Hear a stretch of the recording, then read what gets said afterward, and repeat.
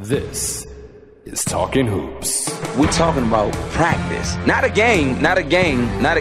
We talking about practice. The show that gives you all the latest basketball stories and rumors on and off the court. Talkin Hoopz. The show that discusses real NBA stories, gives you all the latest rumors, and gets you into heated debates. Talkin Hoopz. Call us and get in on the conversation at 877-CHAT-212. Hosted and produced by AJ.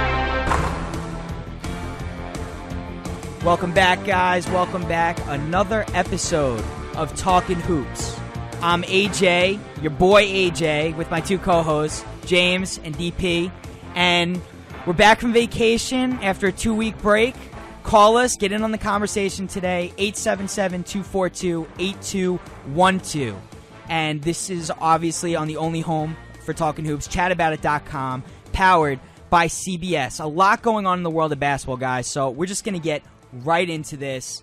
Obviously, the finals have been heated. The Lakers, the Celtics. It's been great to watch. How have you guys been enjoying it so far? I mean, it's been some entertaining basketball, I'm not going to lie. I mean, guys are really going at it. Paul Pierce punching the ref in the face really made my day the other night. But as far as the quality of basketball and as far as guys stepping up, guys like Glenn Davis and Nate Robinson really coming through in the previous game and really stepping up and leading their team to a victory. Because right now, it looks like some of the Celtics starters are kind of the struggle. What do you think about that, DP? Yeah, I mean, Ray Allen jumps off the bat. I mean, to set NBA history in Game 2, and they did not make one single field goal in Game 3.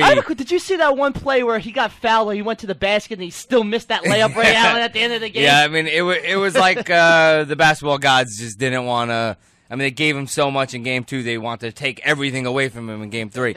And I think Allen's lack of play in Game 3 really hurt the Celtics. And I mean, not just because he missed field goals and he wasn't making his threes, but you could kind of see that the Celtics were waiting around for him to come, and he never came. So because of that, the Celtics became a little stagnant, as opposed to, I think if Rivers had realized early on that Allen was going to be cold, he could have game planned a little bit better. But it became third quarter, fourth quarter, and they kept waiting on Allen to make his buckets, and he never could drop them. Well, guys, when it comes down to how the series has been, and especially last game, the Celtics bench has been really impressive, especially going with like Glenn Davis and Nate Robinson. And actually, they were caught at the press conference after the game, and here's what they had to say. It was pretty entertaining. Great moment after that three-point play, fourth quarter. I think you've already heard about this a little bit from your teammates, Glenn, when you were yelling and just very happy and maybe just a little bit of drool. Slobber, yeah, I try to wipe it. I try to wipe it. Hey, let me tell you something. let me tell you something right quick. When you're in the moment, you're in the moment now. Yeah. So if I slobber, snot, spit, please excuse me. Kids don't do that, have manners and things like that. So, sorry about that. Did I catch you with something? No. Okay. And Nate, you jumping on his back at that moment as well. Just that moment for you guys to be able to share it. What you was on that my back? She didn't even notice. Dang, I feel that. We're like Shrek and Donkey. Best friends.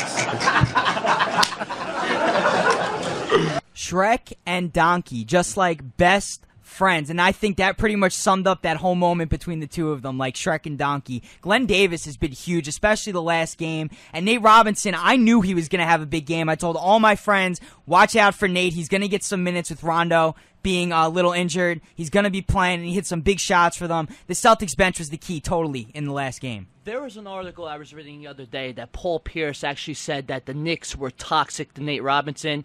And I have to agree with Paul Pierce there because Nate Robinson is a phenomenal talent. I don't care about how he's a head case or this and that. He needs to grow. He's just a guy that goes out there and plays hard every day. And you know what? Coaches and whatever, you got to teach him the game, but you got to learn to accept his personality because that guy is a talent and that guy could play in this league. And he's starting to show it now with the championship experienced team around him. Yeah, I've noticed that Rivers has been going with a lineup later in the game where he leaves one starter out there with 4 bench guys, whether it's due to foul trouble. Mm-hmm. But usually I've seen the Ray Allen as the one starter or Pierce as the one starter, and he likes to go with Nate in that lineup with Glenn Davis. And, yeah, I mean, it seems to be working. He's the first guy off the bench to cheer coming from a timeout, going into a timeout. He's a great teammate. He is He the does it all. He is the ultimate cheerleader. But here's the thing.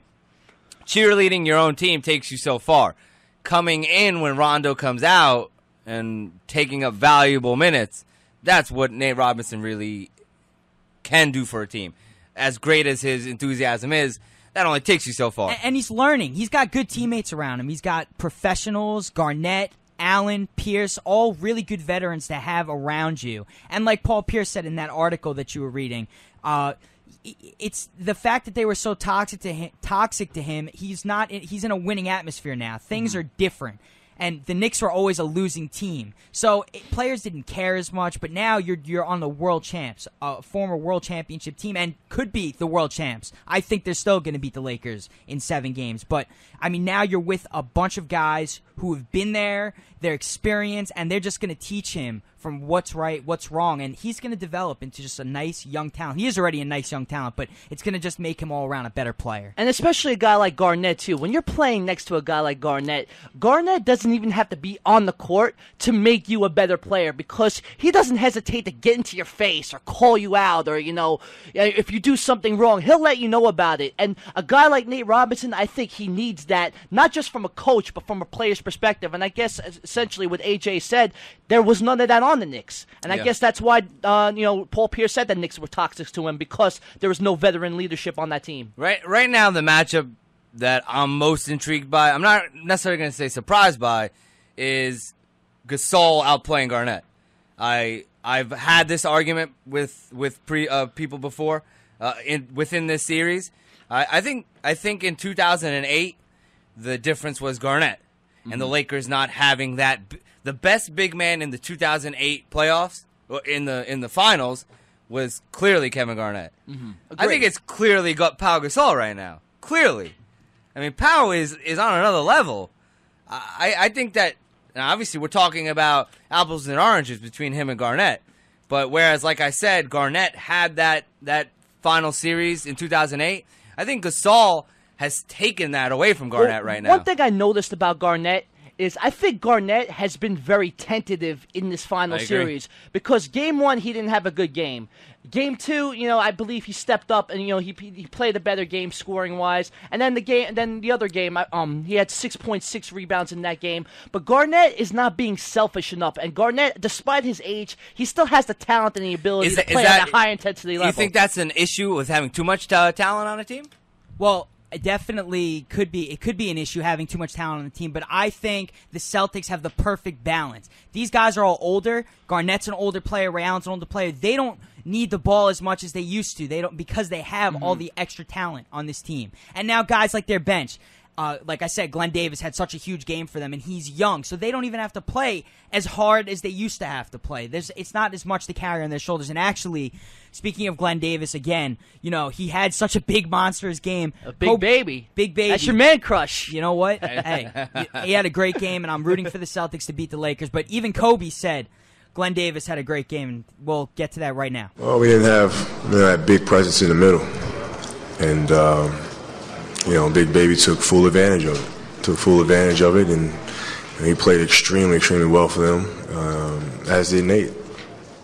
Also, obviously, like we said, Nate Robinson, but Big Baby, man, he is the story of the last game. So much for him getting rid of that nickname, Big Baby. It seems to be stuck with him forever. Oh, Doc Rivers refers to him as Baby. Big cry baby. And he did cry a couple years back. Garnett did make him cry, got in his face, but obviously he's matured a lot since then. He's a much different player, and he's impacting this playoffs, and it is a really cool feel. It has to be a really cool feeling for him, and I'm really happy for a guy like Glenn Davis.